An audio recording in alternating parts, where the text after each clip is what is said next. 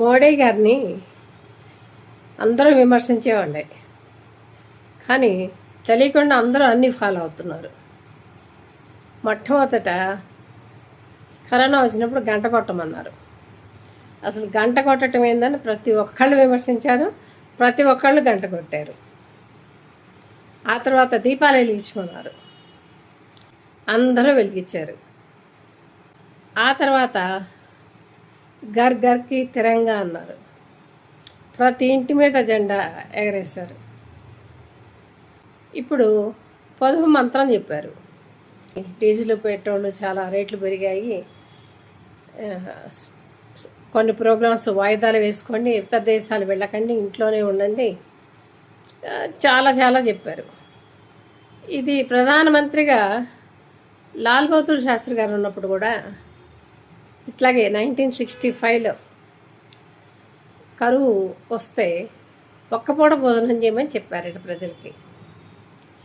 ఒక్కపూట భోజనం చేయమని ప్రజలకి చెప్పటం కోసం 2 వారాలు ఒక్కపూట భోజనం చేస్తే ఎలా ఉంటుంది, ఓపిక ఉంటుందా లేదా, ఉండగలుగుతారా లేదా అన్నీ తనంతట తాను తన మీద పరిశోధించుకొని ఉండమని చెప్పారట.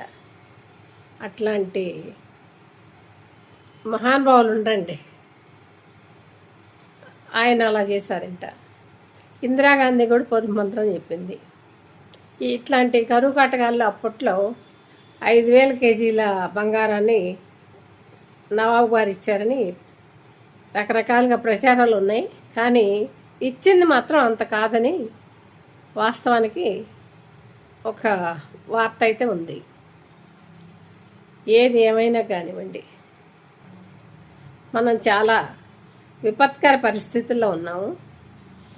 మధ్యతరగతి, బిలో మధ్యతరగతి ఒక్కళ్ళనే కాదండి, కొరడా జులిపించాల్సిన వాళ్ళకేమో మీరు ఆదరిస్తున్నారు, ఆదరించాల్సిన వాళ్ళకేమో కొరడా జులిపిస్తున్నారు. కొన్ని విషయాలు విత్డ్రా చేసుకుంటే కూడా మనీ 30 రూపీస్, 40 రూపీస్, 50 రూపీస్ అలా పోతుంది. మినిమం బ్యాలెన్స్ అంటున్నారు, అసలు మినిమం బ్యాలెన్స్ ఉండాల్సిన అవసరం లేదు. ఈ మినిమం బ్యాలెన్స్ అంతా కదా హేమాహేమీలందరికీ లోన్లు మాఫీ చేయడానికి ఉపయోగపడుతున్నాయి. మనకి మాత్రం బిగ్ జీరో. మరీ గట్టిగా అడిగితే ఏదో ఒక కేసు పెడతారు. ఏది మాట్లాడిపోయినా కష్టం, మాట్లాడినా కష్టం. ఏది ఏమైనప్పటికీ కూడా పొదుపు పాటించడం తప్పు కాదు, కానీ అందరూ ఆచరించాల్సిన అవసరం కూడా ఉంది.